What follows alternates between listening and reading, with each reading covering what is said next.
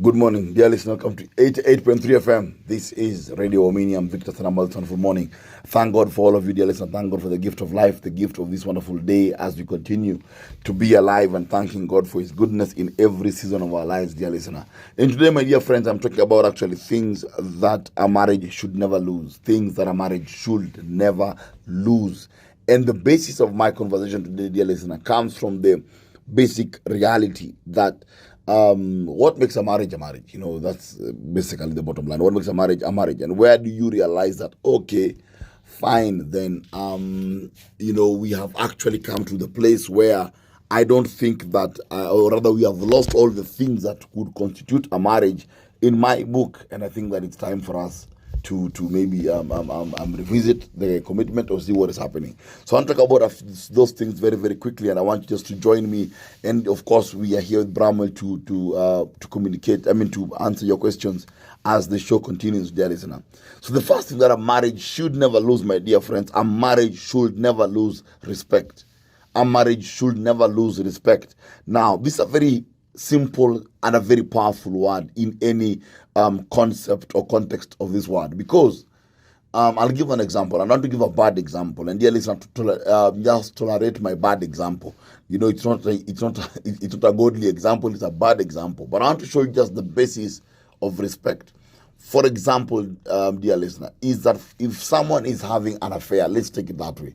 I said it. It's a bad example, so bear with me.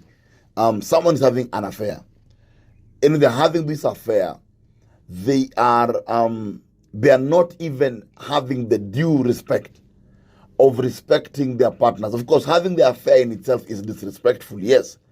But even the respect of one, trying to conceal it, two, the respect of trying to show your partner that they are still important and they're still number one. Yes, you are having a mistake, but remember I said it's a bad example, but the idea that there is a respect. I'm saying this because disrespect comes in when you find that maybe someone has an affair and they are doing it openly and blatantly in front of the children. You know, they're in the marital bed and they're talking to their mpango candles, or you have gone, for you've taken your family for holiday and you're there busy chatting with someone else. You know, things that are done that even though you look at it, you think, even though a mistake is being done, are you being respectful in this? Because respect shows that you still care. The absence of respect shows that you still don't care, or you've lost the part of you that cares. I've given that as a bad example, but I'm trying to show just the threshold, the bare minimum, how low the threshold of respect is. But respect is not the most highly, how can I say, the threshold for respect in a marriage is not so high. But I'm saying that on the bare minimum, do you respect your partner? Do you feel you're being respected? If you feel as though when it comes to your family and maybe your partner's family members, do they disrespect you and your partner does not protect you enough to show that they respect you? Are you ridiculed in public? Are you brought down and put down in public? Are you embarrassed in front of your children? Does your partner speak demeaning words? That's what I talk about respect. If a relationship has no respect, my dear friends, it is not a relationship. We are like saying it's a hostile arrangement. It is not, my dear friends, a relationship. So you cannot lose respect.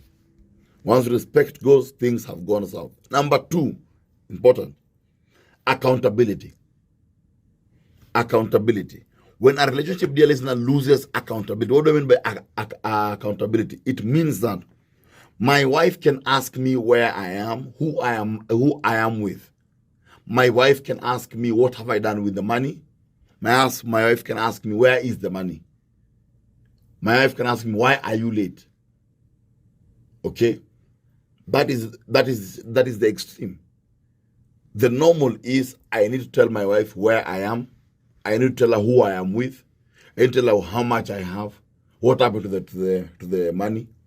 You see, because accountability is that I know I'm in a relationship with you, and therefore I have an obligation to be transparent and to be accountable to you, because you are part of my life. We are sharing a future together, and I have to be accountable. If I fail to be accountable for my time, it means I'm not accountable for my life. If I'm not accountable for my life, it means then what am I giving you in my marriage? Because in marriage, the basic thing that I'm giving you is my life. I'm basically saying that I'm sharing my life with you. If I can't account for my time, then I can't account for my life. If I can't account for my time, then I can't account for my money. It's as simple as that.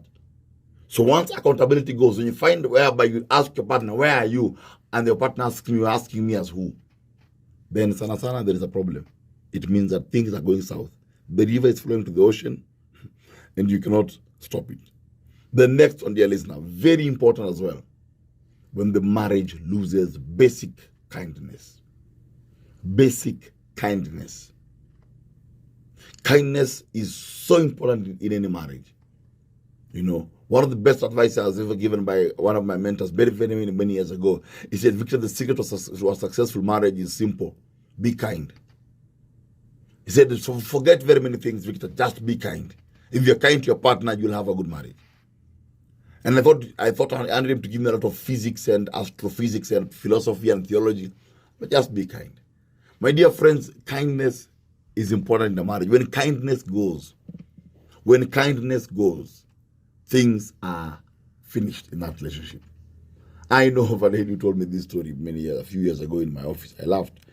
That she was going to work, and so they shared a car with her husband. So she's upstairs and she's telling the husband, wait for me, I'm preparing, you drop me in town. And the fellow literally left her and drove off. Dressed up quickly, rushed to the car, drove off and left her. She was so amused. You know how someone does something, it shocks you and amuses you at the same time. She was so shocked and amused. And the sad thing that, of course, it's a car that she had bought. But the reality is this, is there basic kindness? Do you see that your partner is kind? Are they kind enough to pass you a glass of water? You know, are they kind enough, you know, to help you carry something heavy? Are they kind enough to find out if you're okay? Are they kind enough, my dear friends, to share information with you? Where is kindness in all this? Has kindness gone? Are you married to a person who's wicked? I use the word wicked, it's a strong word, but I use it wicked. You know, kindness, my dear friends. The next thing that a marriage should never lose is an open communication line. An open communication line. This means that you don't have to go through a personal assistant to speak to your partner. You don't have to consult heaven and the angels and the saints to be able to communicate to your partner. You don't have to do a novena to speak to your partner. There has to be an open line of communication at any time, at any given point.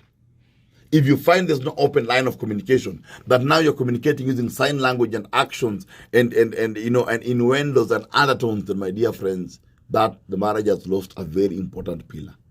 A marriage cannot function outside of communication. If a marriage loses communication, my dear friends, then the marriage has lost its own oxygen. Some people I know are spending 3 months, 2 months without speaking a word to their partners. You know, the people with their partners don't know what they do and how they do it. If you can talk to your partner, then that is something the marriage can never lose. The next point, my dear friends, is this. When the marriage loses its sex life. When the marriage loses its sex life. I always say this on air and I repeat again. That sex is one of the most important things. You don't require to build any. In fact, let me say the way I normally say it. I like saying it this way. I like saying that sex is not the only thing required to build a successful marriage, but it is impossible to build one without it. It is impossible to build one without it. And let's be honest, some marriages, my dear friends, sex died a long time ago, 1982. You know, that's when it ended. And if it's not there, if a marriage loses its sex life, then automatically the marriage loses a very important pillar to make it thrive. And the next one, my dear friend, the last one is when the marriage, my dear friends, loses memories, and especially good memories. A marriage is as strong as its good memories. When a couple stop building and creating new good memories, the marriage is as good as dead. What is the last good memory you have of your marriage? Very important question. What is the last good memory you have of your marriage? Your marriage is as strong as its memories. Always remember that.